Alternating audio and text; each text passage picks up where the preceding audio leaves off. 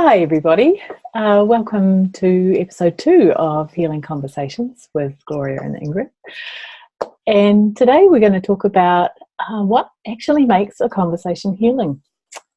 It's something that Gloria and I kind of have an ongoing conversation about, and today we really wanted to focus on distilling the qualities that make a conversation genuinely healing. And I'm wondering, Gloria, if you might be willing to start us off today. I'd love to. Yeah. What makes a conversation healing for me is I really resonate with softness. So that actually encompasses a whole lot. And yet it's a felt sense of softness. And when I slow it down, it's the softness reaches the face. And there's a kind of a warm eye gaze. You know, there's a gentleness, there's a curiosity that you know, the face doesn't lie.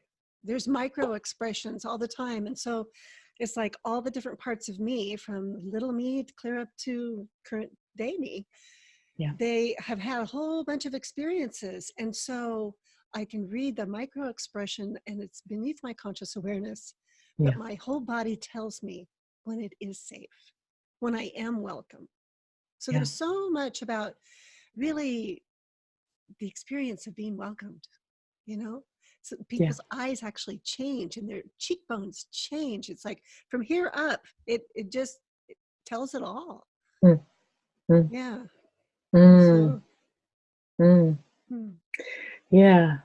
So what would you like to add to that? Yeah, well, I absolutely. I'm loving that you began by talking about softness, and then with such beautiful precision, naming the aspects of softness and the sense of safety and welcome that creates for you, and the welcome of all parts of you, not just the part that, you know, kind of has things together and can manage, you know, the other parts that may need safety in order to show up fully. There's that part, like when the parts come up that get all jittery and shallow breathing and anything like that, what makes a conversation healing is being able to just slow it way down, and the experience of it's safe to be seen and soothed.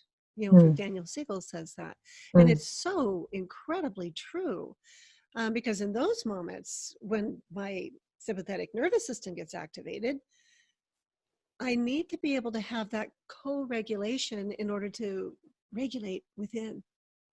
And if I haven't ever experienced it, you know, how do I know it's going to be okay? And so there's a syncing up that our system does, that when another person is a very safe being, you can feel it. How do you experience that, Ingrid? What I have really noticed, actually, and I'm thinking about this over the course of our friendship and collaboration, is the process within myself of really learning to trust that that part that needs to be seen and soothed is welcome and can be held. Because my story involved, you know, from a very early age, needing to soothe myself, and so it's been a newer thing for me in my life to know that I can allow my needs for soothing and co-regulation to be named, and to know that they will be met with tenderness and acceptance, welcome. And imagine that there's a rhythm to that for you, that you have an inner rhythm with that. Can you speak to that a little bit, what that might be like for you? Yes. I'm not sure whether whether I'll be directly responding to your question, but certainly what I notice when that's up for me is that um, what I'll experience first is perhaps an increase in and the way I feel, the way I experience it is almost like a kind of a rigidity in my body. Yeah. That is a signal to me of one of those really old needs arising that I have learnt to to hold in and to tense up with, and then allowing that need to be named and held in the conversation allows a whole lot of actually very beautiful, very delicate aliveness in my body to I was going to say return, but it's actually not return. It's To awaken, come maybe? up from somewhere really deep, so it's more of an awakening. Exactly. Yeah. So it's like a And spark. it is, but very soft, more fluttery than sparky maybe, and and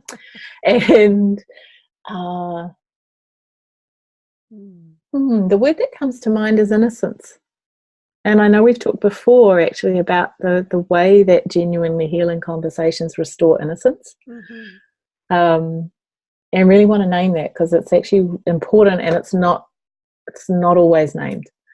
Often I think when people think about what makes the conversation healing, they might think of things like authenticity, which of course is important, but we're talking about something that actually is operating at a much more subtle level, perhaps.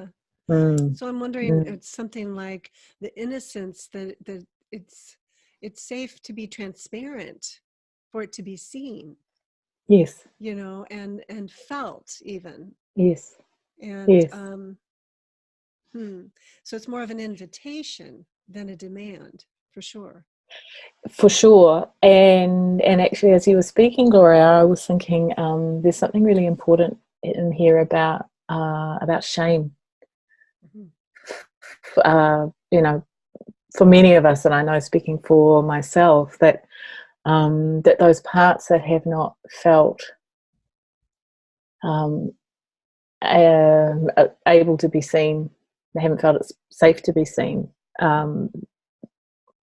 I have certainly felt shame,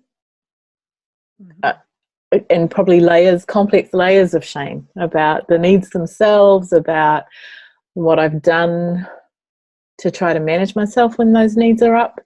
And so when I think about the restoration of innocence, of a felt sense of innocence that comes through genuinely healing conversations, then what I'm aware of is that that's about the falling away of shame when we're genuinely able to be held.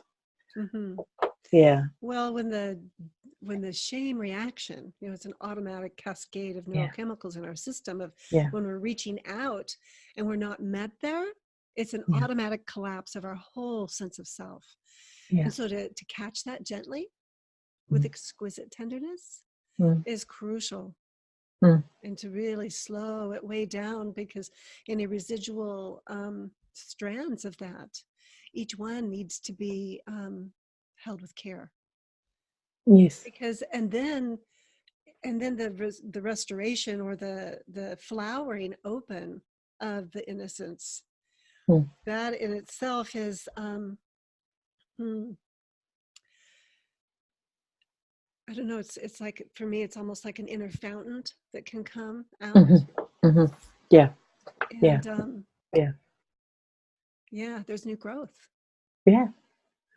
Because I mean, the thing you mentioned the soothing before. When we're little, infants cannot soothe themselves.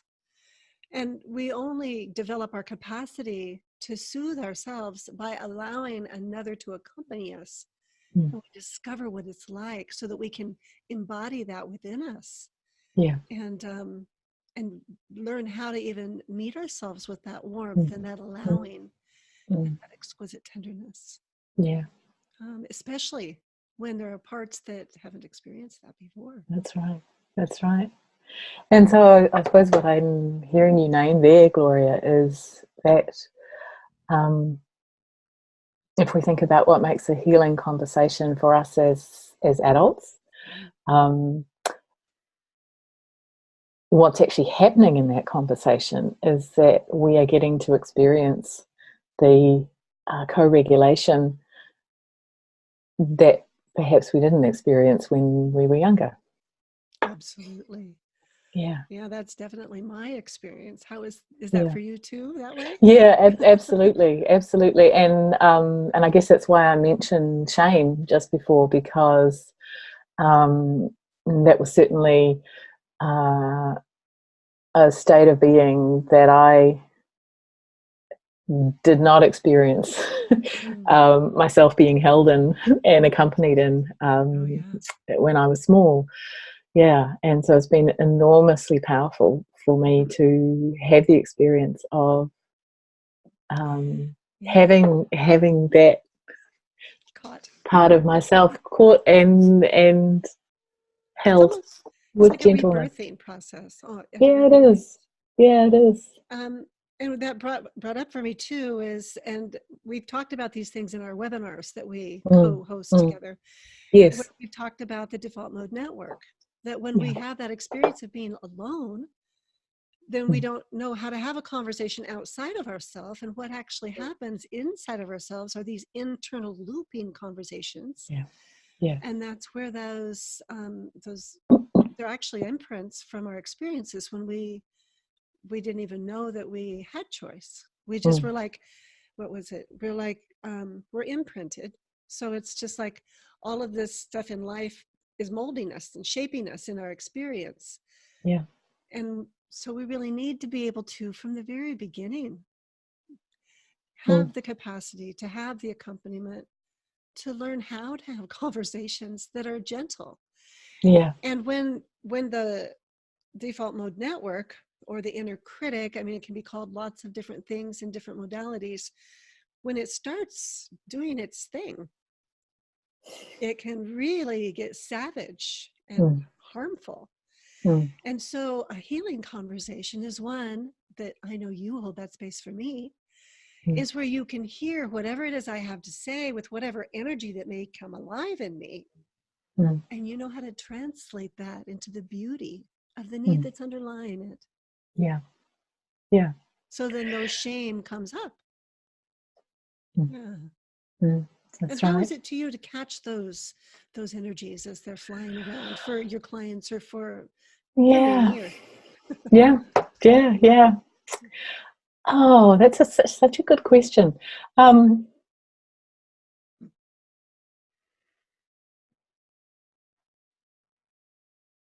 I have two linked responses to it. One of which is how moving it often is to really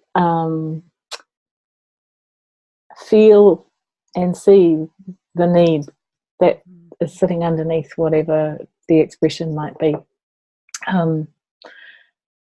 Because as we know, every need is beautiful.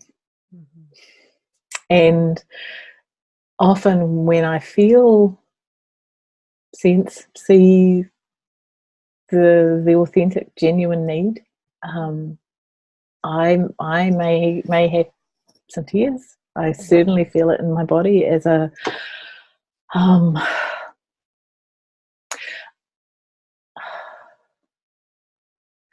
connection to beauty. And it's also soothing. This is the other part that I wanted to name, that there's something profoundly soothing about being able to really catch another's need. To resonate with it. and to resonate with it. Yeah, yeah, absolutely. So there's that syncing up again that we just Yes, talked about yes, before. yes. So that's the feeling felt and getting gotten. Yeah. That it's like a shared experience. It is, and we're meant to. We're meant to resonate in that way. Yeah, to be relational. Yeah, yeah. Yeah, and in that too, there's the I'm losing my words. I don't know why. So I'll just be transparent about it. I had this beautiful thought, and then I'm like, oh, where'd it go? What was it? Yeah. So I think the tone of voice is a really important one for me in that, being able to kind of match it. Oh, it was in the synchronization. So it's coming back to me.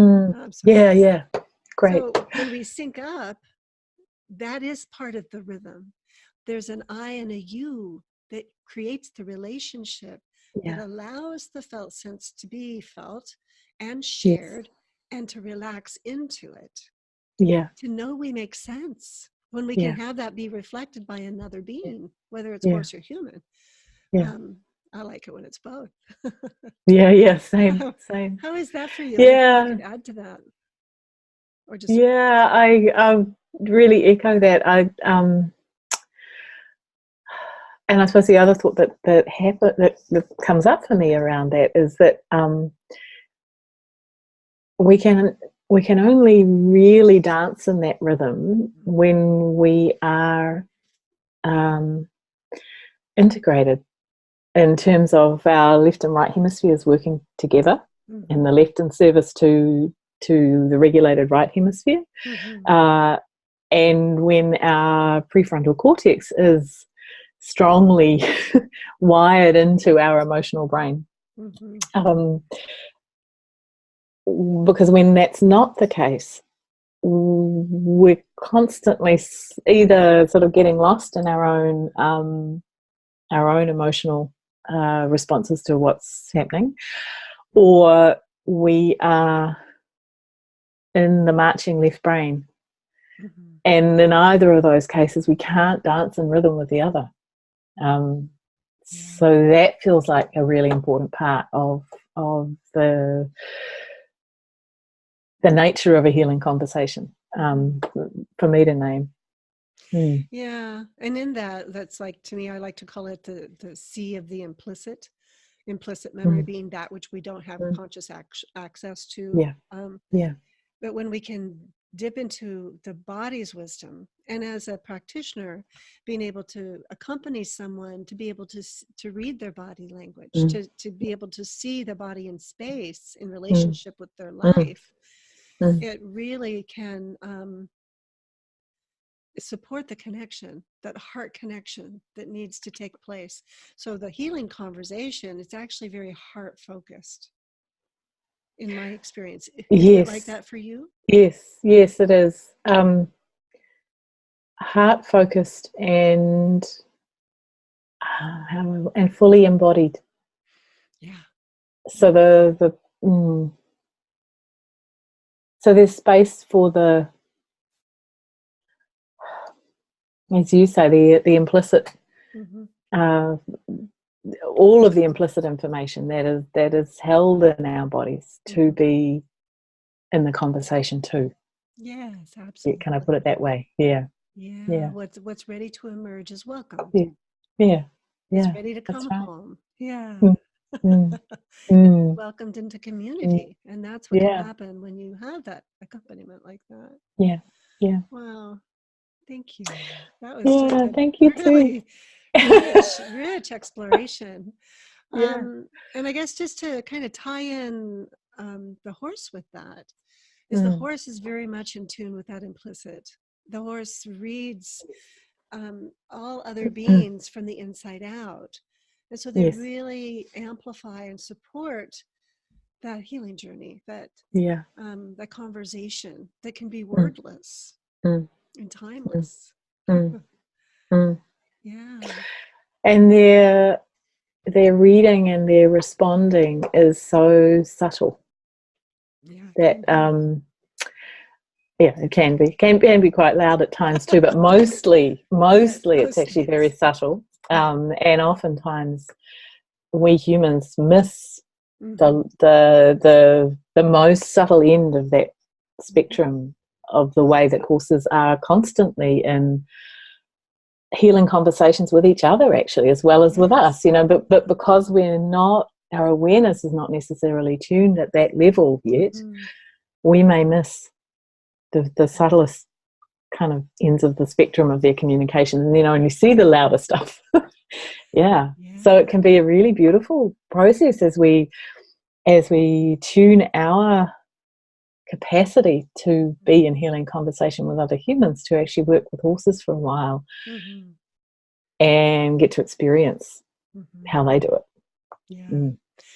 So when folks want to reach out to you, Ingrid, how can they get a hold of you to have a healing conversation? Brilliant, thank you.